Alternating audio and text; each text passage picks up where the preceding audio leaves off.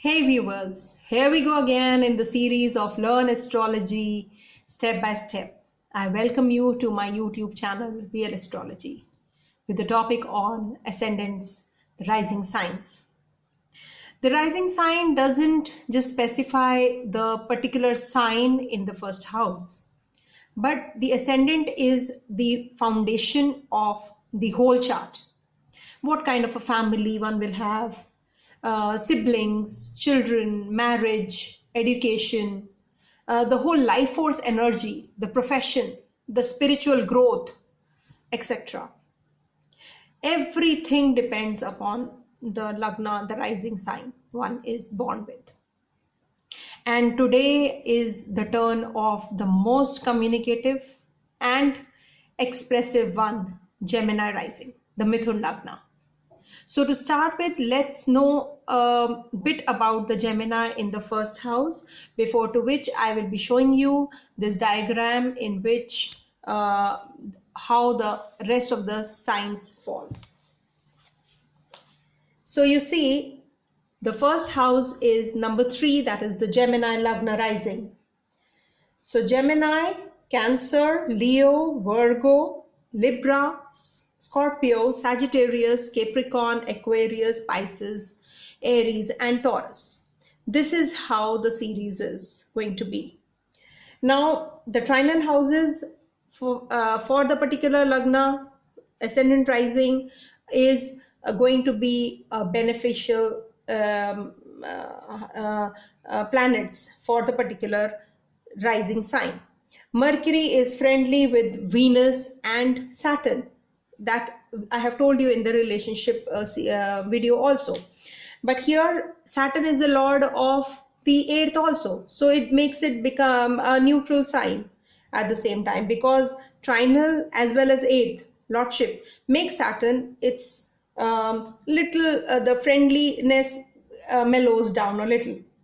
Now, Jupiter is the lord of the Kendras, the angular houses, 2 angular houses. So it is not that beneficial for this particular Lagna, because it becomes the Badaka also, the 7th lord. Then coming to Mars, Mars is an inimical sign to Mercury. They are not friendly with each other at all. So then coming to Moon and Sun, even they are not that friendly towards each other. I will be explaining one by one how this works. So you see, the first house is Mercury being the lord of the 4th also, and this makes them very witty, communicative, alignment of self and mind. They are restless at times. They get bored easily. Makes one an excellent actor. They are dual natured, deceptive at times if need be. Their income keeps fluctuating. Why? Because it's the lord of the lord being of the 4th house also. Virgo also being Mercury ruled gives one a critical eye towards their home environment, and very finicky as far as the cleanliness is concerned. They are pretty organized and critical. The second lord being the moon, Cancer is there in the second, gives them fluency in speech, good education, emotional and nurturing nature. But they have fluctuating income, as the moon has different phases, ups and downs, the wavy moon. So, but they have flair to sing, and they are foodie. The moon gives a mother who really is fond of cooking. The relationship with the mother is a communicative one. Coming to the 3rd house of Leo, that is the lord being Sun, gives the Gemini ascendant an authoritative speech, the house of subconscious mind. They have strong opinions. If they form an opinion for somebody, they will not leave that. They will be just sticking on to that particular opinion. They have intellectual impulse and curiosity. They have a strong sense of working out their ideas. and have a huge fan following, being the sun ruled in the ruler of the third house. Now, fifth house ruler along with the lord of the 12th is Venus. Fifth house is Libra and 12th house is Taurus. So Gemini ascendant people have a strong sense of creativity, luxury, excess sexuality, inclination towards spiritual growth. They make sure that everything is provided in the right quantity and in a balanced way to their children. Their children are also very creative and are inclined towards higher education, learning. Coming to the next sign, that is Mars, being the owner of the 6th and the 11th houses. Being the enemy of this ascendant gives a lot of trouble to the native as far as deaths, enemies, and diseases is concerned. They get mysterious ailments. They are highly impatient and want quick results. They are suspicious types, and their own friends become their worst enemies after a given point of time.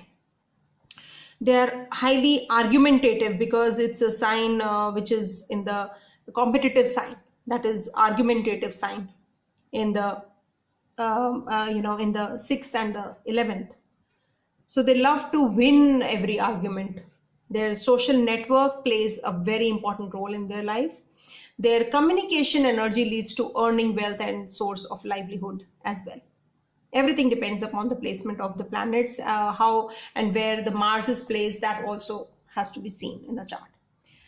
Now coming to the house of marriage, that is owned by Jupiter, who is also the lord of the 10th. Most likely they marry the partner at workplace or from the workplace, or they get the working partners.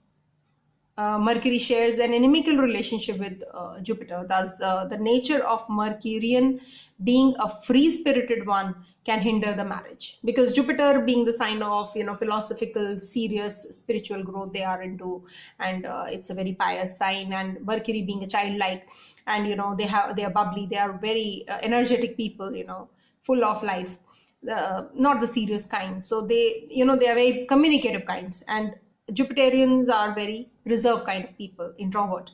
So this bit, childlike nature and the serious kind nature, these are two opposite energies. So getting along well with the partner is a problem.